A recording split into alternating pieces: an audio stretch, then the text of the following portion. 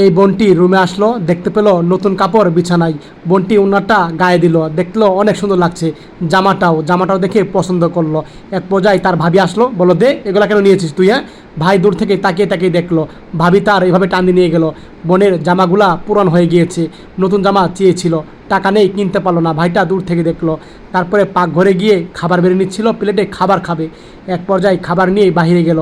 আর তখন বোনটি এ জায়গা বসলো, খাবার খাবে। দূর থেকে ভাবি দেখে তখন বললো, দাঁড়া খাওয়াচ্ছি তোকে। এই কথা বলে কাছে গেল, প্লেটটা টান মেরে নিয়ে নিল। আর তখন ভাই উপর থেকে দেখলো ভাবি তার বোনের সাথে এই ব্যবহার করলো। ভাইটা মন খারাপ করলো, আর বোনটা খাবার খেতে পারলো না। এক পর্যায়ে ভাই তখন বাহিরে আসলো, কি করবে বোনের জন্য।